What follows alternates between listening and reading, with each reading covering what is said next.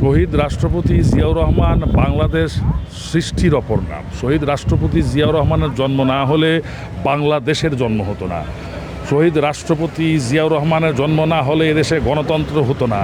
শহীদ রাষ্ট্রপতি জিয়াউর রহমান না হলে এদেশের অর্থনৈতিক উন্নতি ঘটতো না। শহীদ রাষ্ট্রপতি জিয়াউর রহমান না হলে দেশের জনগণের দৈনন্দিন জীবনযাপনের মান উন্নয়ন হতো না। তো সেই শহীদ রাষ্ট্রপতি জিয়াউর রহমান আজকে তার 44তম শাহাদাত বার্ষিকী। তার শাহাদাত বার্ষিকীতে আমি সহ আমাদের জাসাসের সমস্ত শিল্পীবৃন্দ আমরা একসাথে এসেছি তার আত্মার প্রতি শ্রদ্ধা নিবেদন করতে এবং তার সমাধিতে পুষ্পস্তবক অর্পণ করতে। আসলে ব্যাপারটা হচ্ছে, দেখেন,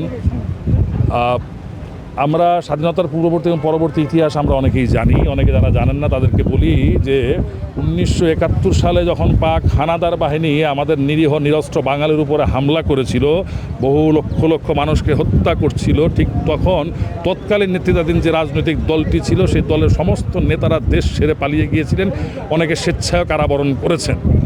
কিন্তু আমার নেতা শহীদ রাষ্ট্রপতি জিয়াউর রহমান, তৎকালীন মেজর জিয়াউর রহমান চিটাগাঙে কালুঘাট বেতার কেন্দ্র থেকে স্বাধীনতার ঘোষণা করলেন 26শে March, I major Zia do hereby declares the independent of Bangladesh. যেই ঘোষণার মাধ্যমে এই নিরস্ত্র নিরীহ বাঙালি জাতি যুদ্ধের জন্য অনুপ্রেরণা পেল। তারা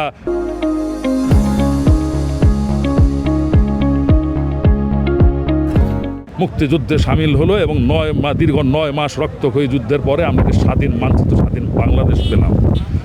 তো সেই শহীদ রাষ্ট্রপতি জিয়াউর রহমানকে যখন পরবর্তীতে উনি ক্ষমতায় আসলেন, রাষ্ট্রপতি হলেন, তিনি বিভিন্ন উন্নয়নমূলক কর্মকাণ্ড নিলেন, যার মধ্যে আপনার খাল খনন কর্মসূচি, যার মধ্যে আপনার এই যে আমাদের গার্মেন্টসের যে ব্যাপারটা, এবং তিনি বিদেশে ভ্রমণ করলেন, তিনি গালফে গেলেন, বিভিন্ন আপনার মিডল ইস্ট কান্ট্রিগুলোতে তিনি আমাদের দেশের যে সম্পদ, আমাদের যে মানব সম্পদগুলো, সেগুলোকে কাজে লাগানোর জন্য বিদেশিদের গালফের যে দেশগুলো আছে সেখানে তিনি তাদের সাথে চুক্তি করলেন এবং আমাদের দেশ থেকে তিনি সেখানে প্রচুর পরিমাণে শ্রমিক পাঠালেন।